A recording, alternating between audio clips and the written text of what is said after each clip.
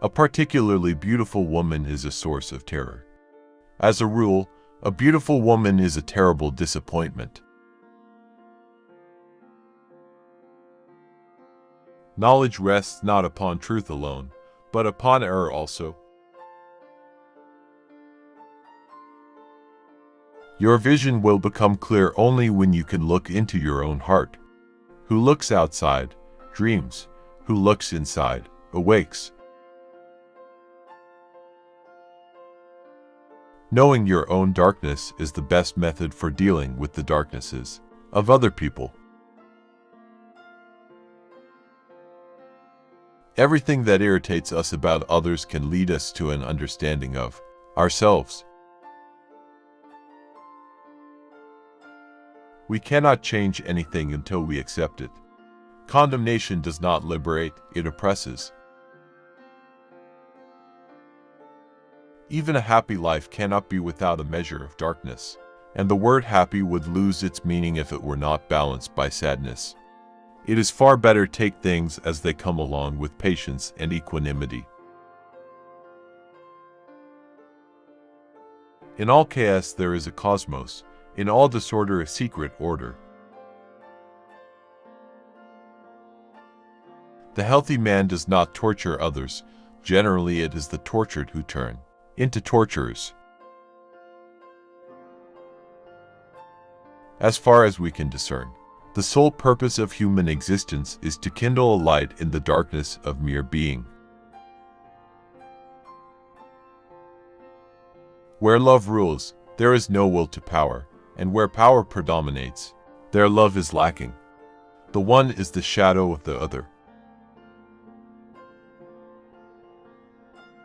The meeting of two personalities is like the contact of two chemical substances. If there is any reaction, both are transformed. One looks back with appreciation to the brilliant teachers, but with gratitude to those who touched our human feelings. The curriculum is so much necessary raw material, but warmth is the vital element for the growing plant and for the soul of the child. There is no coming to consciousness without pain. Every form of addiction is bad, no matter whether the narcotic be alcohol or morphine or idealism. We are born at a given moment, in a given place, and, like vintage years of wine, we have the qualities of the year and of the season of which we are born. Astrology does not lay claim to anything more. The word happy would lose its meaning if it were not balanced by sadness. The pendulum of the mind alternates between sense and nonsense, not between right and wrong. The shoe that fits one person pinches another. There is no recipe for living that suits all cases.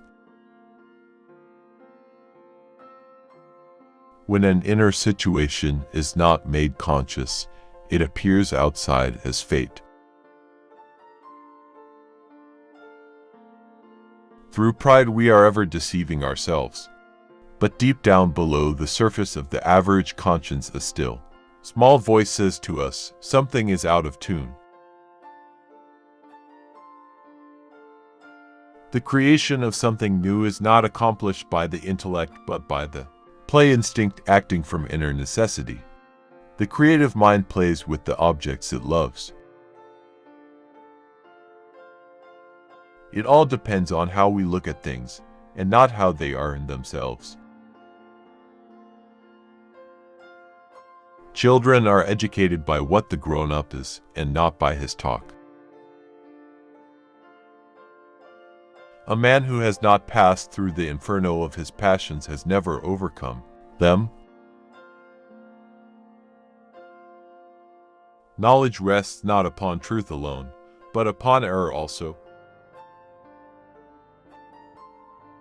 If there is anything that we wish to change in the child, we should first examine it and see whether it is not something that could better be changed in ourselves.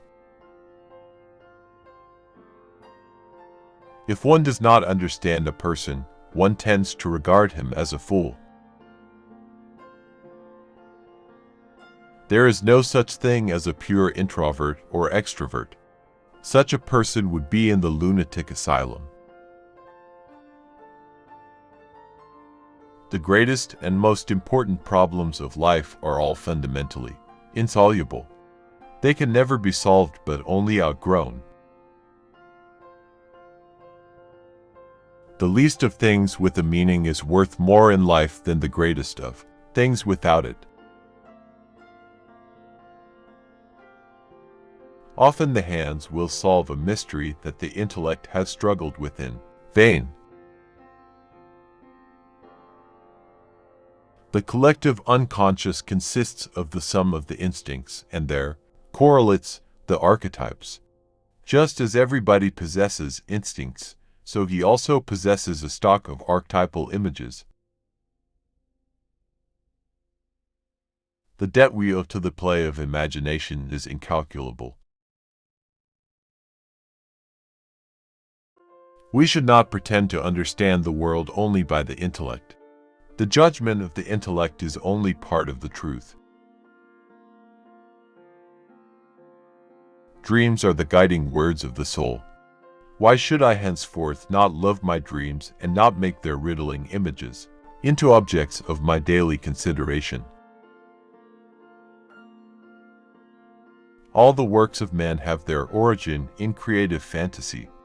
What right have we then to depreciate imagination? The most intense conflicts, if overcome, leave behind a sense of security and calm that is not easily disturbed. It is just these intense conflicts and their conflagration which are needed to produce valuable and lasting results.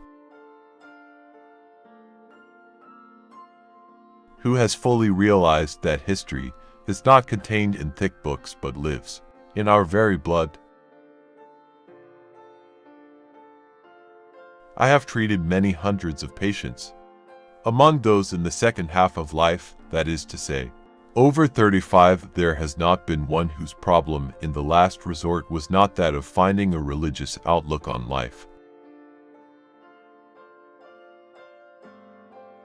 Man's task is to become conscious of the contents that press upward from the unconscious.